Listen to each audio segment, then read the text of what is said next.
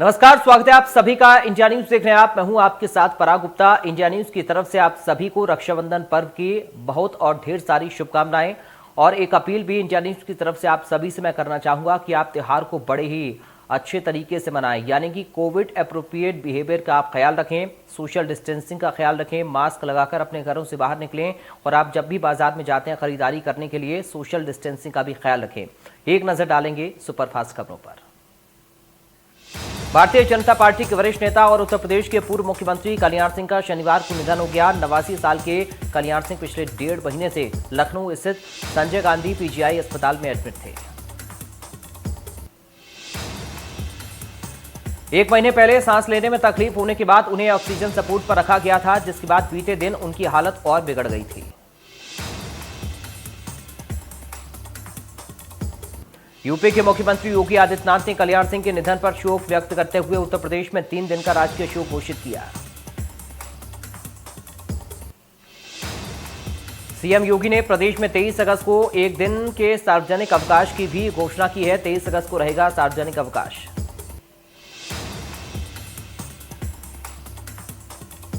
कल्याण सिंह के निधन पर प्रधानमंत्री नरेंद्र मोदी ने शोक व्यक्त किया। पीएम ने ट्वीट कर लिखा, मैं काफी दुखी हूं। कल्याण सिंह जी राजनेता, अनुभवी प्रशासक, जमीनी स्तर के नेता और महान इंसान थे। उत्तर प्रदेश के विकास में उनका अमिट योगदान है।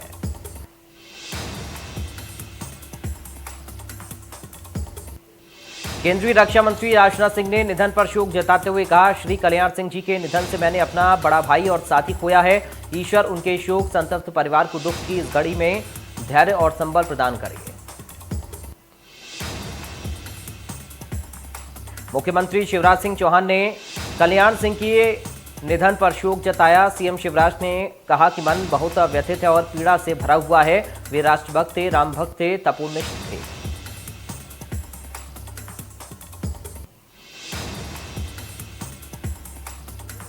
कल्याण सिंह के निधन पर बीजेपी के वरिष्ठ नेता लालकृष्ण आडवाणी ने दुख जताया। उन्होंने कहा, मेरे करीबी और यूपी के पूर्व सीएम कल्याण सिंह जी के निधन से मैं काफी दुखी हूं।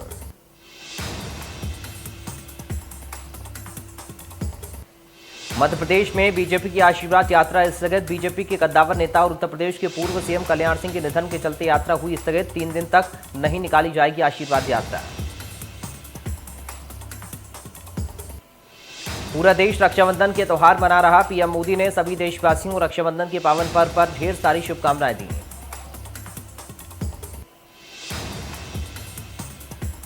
मुख्यमंत्री शिवराज सिंह चौहान ने रक्षाबंधन के मौके पर बेटियों से रक्षा सूत्र बंधवाया और बहन बेटियों की रक्षा सुरक्षा का संकल्प लिया। धर्मनगरी उज्जैन में रक्षाबंधन त्योहार धूमधाम के साथ मनाया जा रहा है। देश के 12 ज्योतिर्लिंगों में सबसे अहम माने जाने वाले बाबा महाकाल के दरबार में आज सुबह 3 बजे भस्म आरती के दौरान बाबा की विशेष राखी बांधी गई। बाबा महाकाल को 25,000 लड्डुओं का महाभोग लगाया गया। यहां कोरोना गाइडलाइन के तहत भस्म आरती में श्रद्धालुओं के प्रवेश पर पूरी तरह से प्रतिबंध रहा।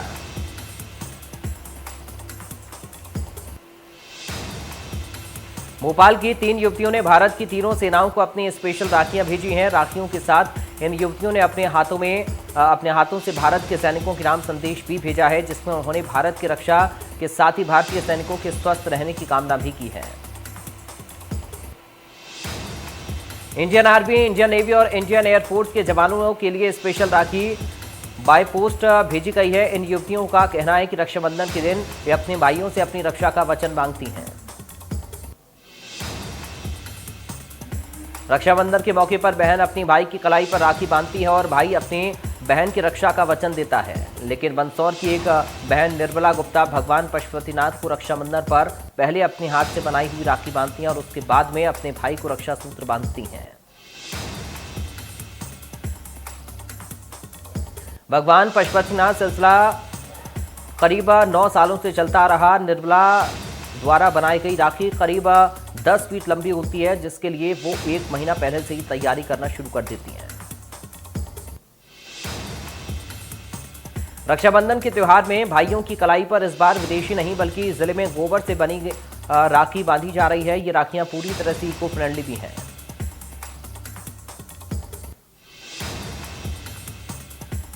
पूरा देश आज रक्षाबंधन का त्यौहार धूमधाम से बना रहा, लेकिन केंद्रीय जेल बिलासपुर में सजा काट रहे कैदी भाइयों की कलाई पिछली बार की तरह इस बार भी सूनी रहने वाली है। पिछली बार भी कोरोना के कारण जेल में रक्षाबंधन मनाने की मनाही थी। भाई बहन के पवित्र रिश्ते के पर्व रक्षाबंधन को लेकर लोगों में काफी उत्साह दिख रहा। कोरोना केस कम होने और वैक्सीन की करोड़ों डोज लगने के बाद पिछली बार की तुलना में इस बार ज्यादा उत्साह है।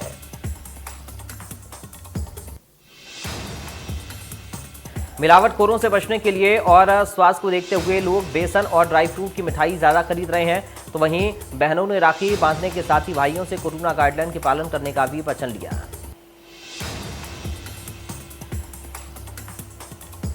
ग्वालियर चंबल संभाग में खरीफ की फसलों के उत्पादन को लेकर किसान लगातार परेशान हैं। पहले कम बारिश, फिर बाढ़ और अब खर की समस्या। ग्वालियर चंबल संभाग के अधिकांश जिलों में मांग के हिसाब से खाद की सप्लाई नहीं हो पा रही है।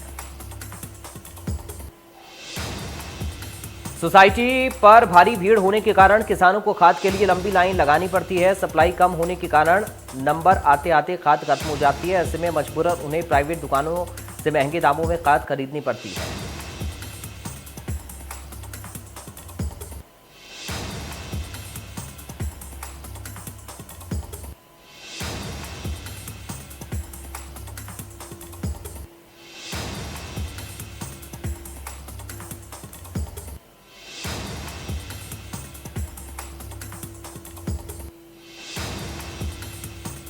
अडिग रहे मोदी का तो सीधे तौर पर कल्याण सिंह के आवास पर प्रधानमंत्री नरेंद्र मोदी पहुंचे हैं और वहां पर वो श्रद्धांजलि अर्पित कर रहे हैं। खुर्रम हमारे साथ लगातार हमारे सहयोगी बने हुए हैं और उनके आवास पर मौजूद हैं।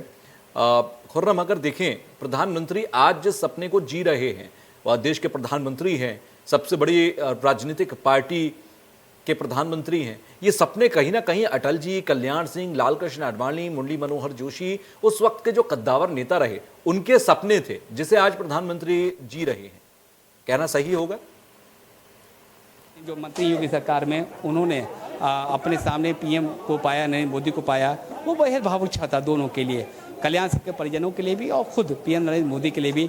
और जाहिर सी बात है कि जिस तरीके का ये रहा पीएम नरेंद्र मोदी का आना, वो ये बताता है कि किस तरीके से अपने दिग्गज नेताओं का सम्मान करना चाहिए। वो यहाँ पर आए, सबसे मिले और अपनी शुभकामनाएं, अपनी वेदना प्रकट करी। तो जाहिर सी बात है जो बहुत शॉर्ट कार्यक्रम था पीएम नरेंद्र मोदी का, वो खत्म हो गया है। सीएम के साथ वापस लौट रहे हैं। उस गाड़ी में आप देख सकते हैं, उसमें आगे खुद पीएम नरेंद्र मोदी बैठे हैं, पीछे सीएम योगी आदित्यनाथ बैठे हैं, जेपी नड्डा भी साथ में आए हैं, जो कि राष्ट्रीय अध्यक्ष हैं भारतीय जनता पार्टी के। तो चाहे उत्तर प्रदेश की पूरी मिनिस्ट्री हो, पूरा संगठन हो, चाहे खुद पीएम नरेंद्र मोदी हो या जेपी नड्डा हो, पीएम नरेंद्र मोदी का आने का मतलब यह है कि आपने इस चीज़ को एंडोर्स किया कि कल्याण सिंह के जाने से जो जगह खाली हुई है वो नहीं भर पाएगी। पीएम नरेंद्र मोदी के इस विजिट से, इस कंडोलेंस से ये बात साफ कर दिया है कि जब कोई दिक्कत जाता है तो शीर्ष नेतृत्व को कितनी तकलीफ होती है। उस तकलीफ को समझने और बांटने के लिए नरेंद्र मोदी यहाँ पर आए थे, सांत्वना दिया। तो ये खूबसूरती है पार्टी की और ऐसा मौका है कि जब सबकी आंख में आंसू। मैं यहाँ बहुत देर से हूँ, बहुत सारे ऐसे लोग को मैंने यहाँ देखा है जो खामोशी से एक तरफ बैठे हुए, ना किसी से बात कर रहे हैं, ना कुछ कह रहे हैं, वो सिर्फ उनकी आंख नम है।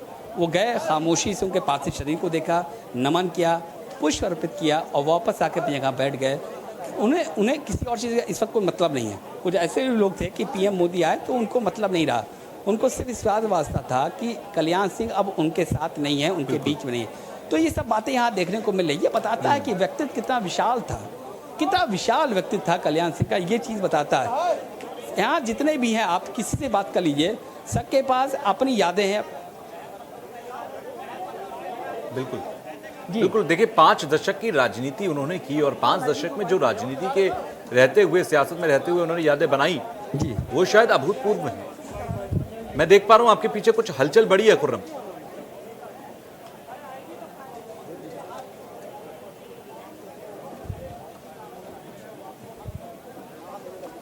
चलिए, खुर्रम से हम जानकारी लेते रहेंगे। खुर्रम जैसे ही वो इस स्थिति में होंगे बात कर पाने के, वो बात करेंगे, क्योंकि लगातार वहां पर चहलकदमी ज्यादा है, हलचल ज्यादा है और यही वजह है कि वहां पर प्रधानमंत्री क्योंकि अभी पहुंचे हुए हैं, इसलिए बात करना थोड़ा मुश्किल हो पा रहा है।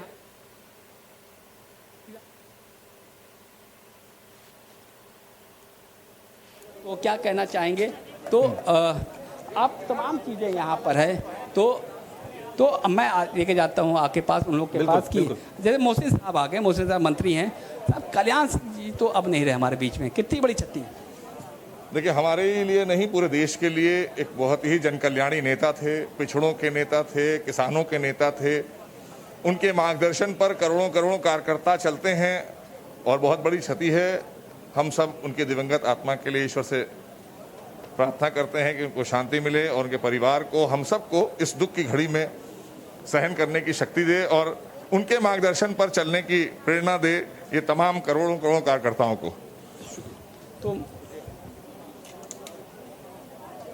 बड़ा मुश्किल समय होता है खुर्रम, जब आप किसी से बात करते हैं, उनके अपनों के खो जाने पर शब्द कम होते हैं। बेहद कम अल्फाजों में, चंद लफ्ज़ों में अपने दुख को कहना बेहद मुश्किल क्षण होता है। और देखिए, तमाम वीआईपी मूवमेंट्स वहाँ पर, क्योंकि इस वक्त हैं प्रधानमंत्री वहाँ पर हैं, जेपी नड्डा वहाँ पर हैं, केशव जी सिंह, सीएम योगी आदित्यनाथ और डिप्टी सीएम वहाँ पर केशव प्रसाद मौर्य से बात करने की कोशिश कर रहे हैं खुर्रम इस वक्त।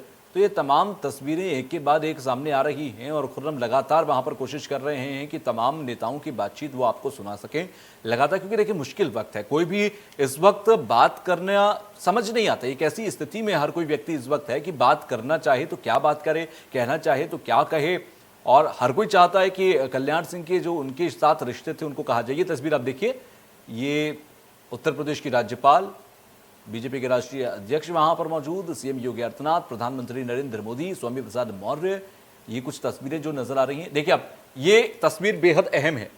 पार्टी का झंडा लपेटा जा रहा है, पार्टी का झंडा उनके पार्थिव शरीर के ऊपर रखा जा रहा है। और ये क्यों महत्वपूर्ण है ये आप समझिए। कल्याण सिंह ने एक बार भावुक होते हुए कहा था कि मैं आजीवन पार्टी में रहना चाहता हूं और मैं ये चाहता हूं कि जिस दिन मेरे प्राण इस शरीर से जाएं, ये पार्थिव शरीर भी बीजेपी के झंडे में ही लिपटा हो। और उस वक्तव्य को आप याद करेंगे और आज इस तस्वीर से जोड़ेंगे तो आपको समझ आएगा उनकी निष्ठा, आपको समझ आएगा उनका समर्पण, आपको समझ आएगा उनका प्रेम, उनका सत्कार, उनका आदर, उनकी निष्ठा, ये सब कुछ पार्टी के लिए थी। हालांकि बीच में कुछ नाराजगियां रही, उन्होंने एक नई पार्टी बनाई, उस पार्टी के सहारे बाद में उनका विलय हुआ, उस पर बीजेपी में वापस अटल जी के चलते। तो एक कोऑर्डिनेशन था, 1 और 1 11 की जो हम बात करते हैं वो अटल जी और कल्याण सिंह की बात कह सकते हैं, क्योंकि अटल जी अगर चेहरा रहते थे 90 के दशक में राजनीति के अंदर, तो कल्याण सिंह उत्तर प्रदेश में वहीं पर वोट विस्तारक कहे जा सकते हैं, वोट को लाने वाले कह सकते हैं। आज जो बीजेपी ओबीसी वोट बैंक के सहारे राजनीति में आने की बात करती है, ओबीसी वोट बैंक को बीजेपी के साथ जोड़ने का क्रेडिट कल्याण सिंह को जाता है। खुद ओबीसी कोटे से आते थे, खुद कल्याण सिंह ने वहां पर ओबीसी कोटे को, ओबीसी समुदाय को जोड़ा पार्टी के साथ। तो एक बहुत बड़ा योगदान पार्टी के अंदर उनका कल भी था, आज भी है और कल भी रहेगा। भले ही कल्याण सिंह अब हमारे सामने शाश्वत तौर पर ना रहे हैं, लेकिन उनकी यादें सदैव शाश्वत रहेंगी। तो कल्याण सिंह से जुड़ी तमाम तस्वीरें, तमाम यादें, तमाम अपडेट्स हम आपको लगातार दिखा रहे हैं और लगातार आप देखते रहेंगे। लेकिन फिलहाल एक छोटा सा हमें ब्रेक लेना है।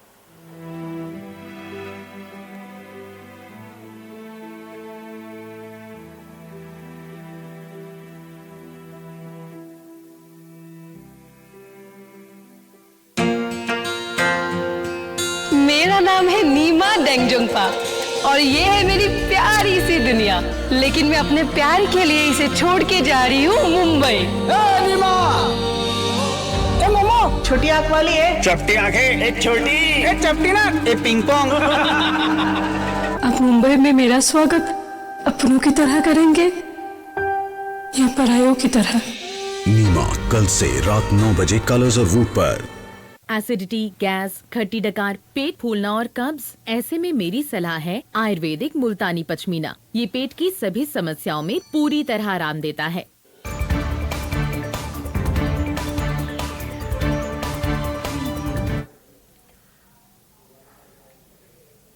स्वास्थ्य विभाग में करीब 3,948 पदों पर नियुक्तियां होंगी। रिक्त पदों के लिए विज्ञापन जारी किया जाएगा। स्वास्थ्य मंत्री टीएस सिंहदेव ने ट्वीट करके स्वास्थ्य मंत्रालय से जुड़ी जानकारी दी।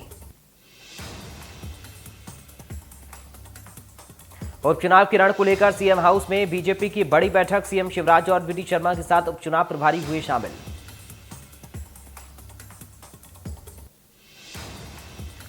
सीएम शिवराज की फटकार का असर, भोपाल में सड़कों का अफसरों ने लिया जायजा, खस्ताहाल सड़कों पर जताई थी नाराजगी।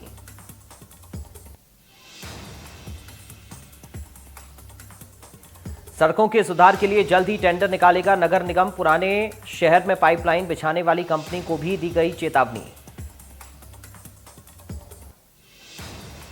3 दिन में काम पूरा नहीं होने पर कंपनी को लगेगी penalty. Kolar, Raisen road, Hoshangabad road समेत पुराने शहर में जहां जहां सड़कें खुदी हुई हैं उसकी मरम्मत भी होगी। भोपाल में सड़कों की मरम्मत के नाम पर हर साल होता है 200 करोड़ रुपए का खर्च, बावजूद इसके शहर की सड़कों पर है गड्ढों की भरमार।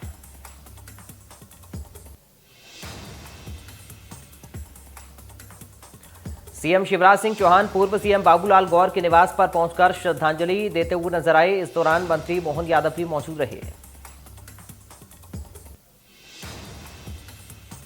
सीएम शिवराज सिंह चौहान का कांग्रेस पर बड़ा हमला, कांग्रेस को बताया डूबती नाव, कहा जो डूबती नाव पर होगा सवार वो डूबेगा।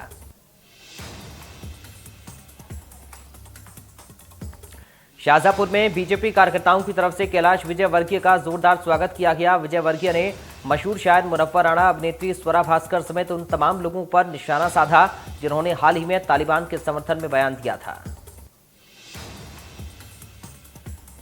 कैलाश विजयवर्गीय ने कहा कि ये सब लोग मानसिक दिवालियापन का शिकार हैं। उज्जैन में पाकिस्तान जिंदाबाद के नारे लगने की घटनाओं पर चिंता जताते हुए उन्होंने कहा कि देश में अर्बन नक्सल प्रवृत्ति के लोग हैं। मुख्यमंत्री शिवराज सिंह चौहान ने प्रधानमंत्री मोदी पर दे डिलीवर नाम का एक लेख लिखा है, जिसमें उन्होंने पीएम मोदी को मैन ऑफ आइडियाज बताया। लेख में उन्होंने लिखा कि बीजेपी के पवित्र एजेंडे को पूरा करने के लिए कई नेताओं ने कोशिश की, लेकिन पीएम मोदी उन्हें अंजाम तक दे गए। लेख में मुख्यमंत्री ने अपने युवा मोर्चा के राष्ट्रीय अध्यक्ष कार्यकाल के दौरान पार्टी के राष्ट्रीय महामंत्री रहे नरेंद्र मोदी के संगठनात्मक कौशल के बारे में भी जिक्र किया। सीएम ने लिखा कि एकता यात्रा में मैंने उनकी संवेदनशीलता देखी, लाल चौक पर तिरंगा न लहरा पाने पर उनके दर्द और आंखों में आंसू को और कसक को देखा। इसके साथ ही सीएम ने कई तरह की यादों को साझा किया।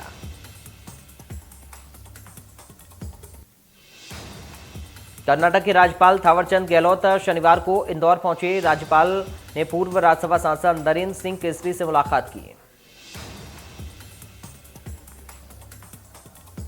कोरिया में मनेंद्रगढ़ विधायक डॉक्टर विनय जायसवाल की अगुवाई में मुख्यमंत्री भूपेश बघेल का आभार व्यक्त करने के लिए मनेंद्रगढ़ से 100 से ज्यादा गाड़ियों का काफिला रवाना हुआ।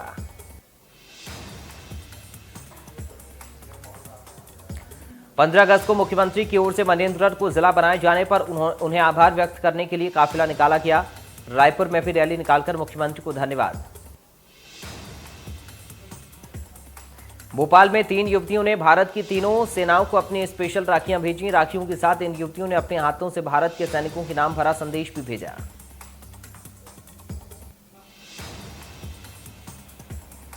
महासमुंद नगर के वार्ड नंबर 26 में आंगनबाड़ी केंद्र में कार्यकर्ताओं ने की अच्छी पहल। आंगनबाड़ी में एक दिन पहले मनाया राखी का त्योहार। छत्तीसगढ़ के स्वास्थ्य सचिव आलोक शुक्ला ने किया धमतरी जिले का दौरा। उन्होंने जिला अस्पताल और सरकारी इंग्लिश मीडियम स्कूल का किया निरीक्षण।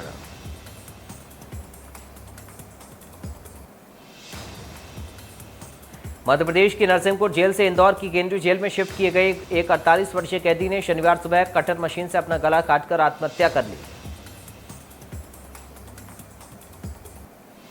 कैदी के सुसाइड की वजह का अब तक पता नहीं चल पाया है, तो वहीं जेल प्रशासन ने एफएसएल की टीम भी जांच में जुट गई है। सतना जिले की उप जेल मेहर से 2 कैदी फरार। रामनगर थाने में 12 चोरी की घटनाओं में पकड़े गए आरोपी भेजे गए थे जेल। पन्ना में कच्चे तेल से भरा टैंकर घाटी पर अनियंत्रित होकर पलटा। आसपास के लोगों में मची तेल लूटने की होड़। गुना जिले में पिछले 24 घंटे के दौरान भारी बारिश हुई। बारिश की वजह से जिले के नदी नाले उफान पर, जिसकी वजह से हादसे की आशंका बनी हुई है। देवास में बीती शाम से हो रही बारिश के चलते उफान पर है काली सिंध और शिप्रा नदी। शहर की कई कॉलोनियों और बस्तियों में भरा पानी। उज्जैन में उफान पर शिप्रा नदी, रामघाट पर डूबे मंदिर, एमपी के कई जिले तरबतर। छत्तीसगढ़ के 8 जिलों में भारी बारिश की चेतावनी, मौसम विभाग ने जारी किया ऑरेंज अलर्ट, कई जिलों में आकाशीय बिजली गिरने की जताई आशंका। इंदौर में मौसम ने अचानक करवट ली, झमाझम बारिश से लोगों को गर्मी से मिली राहत, सड़कों पर जलभराव की भी स्थिति। धमतरी शहर की एक बस्ती बठेना वार्ड में बिन बरसात आई बाढ़, दरअसल यहां सिंचाई के लिए नहर से पानी छोड़ा गया, जिसके बाद बस्ती की गलियों और घरों में पानी दाखिल हुआ। काबुल से भारत पहुंचा वायुसेना का विमान, 168 भारतीयों को लेकर काबुल से लौटा C-17 विमान, 20 से ज्यादा अफगानी भी आज भारत लाए गए। इंडियन एयरबेस पर उतरा काबुल से लौटा C-17 विमान, भारतीयों ने लौटने पर भारत मां की जय के लगाए नारे। देश में फिर बढ़ने लगे कोरोना के नए केस, 24 घंटे में सामने आए 34,000 से ज्यादा नए केस, कुल मरीजों की संख्या हुई 3,23,00,000 के पार।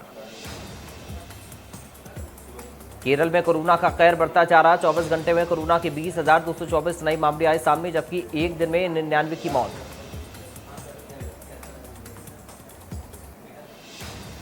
महाराष्ट्र में 24 घंटे में कोरोना की 4,365 नए केस सामने आए, एक दिन में 105 मरीजों ने दम तोड़ा। 24 घंटे में कोरोना के 25 नए केस मिले, एक दिन में 40 मरीज रिकवर हुए। दिल्ली में अब भी 459 केस एक्टिव। मां वैक्सीनेशन अभियान के तहत वैक्सीनेशन में मध्य प्रदेश ने 4 करोड़ का आंकड़ा पार कर दिया। हाल ही में संपन्न हुए टोक्यो ओलंपिक गेम्स में भारतीय महिला हॉकी टीम की उप कप्तान और गोलकीपर के तौर पर बेहतरीन प्रदर्शन करने वाली सविता पुनिया अपने पैतृक गांव पहुंची और जोरदार उनका स्वागत हुआ। ग्रामीणों ने सविता पुनिया को देश की आन बताया, तो वहीं जोधका गांव में खेल से जुड़ी कुछ सुविधाओं की भी मांग की।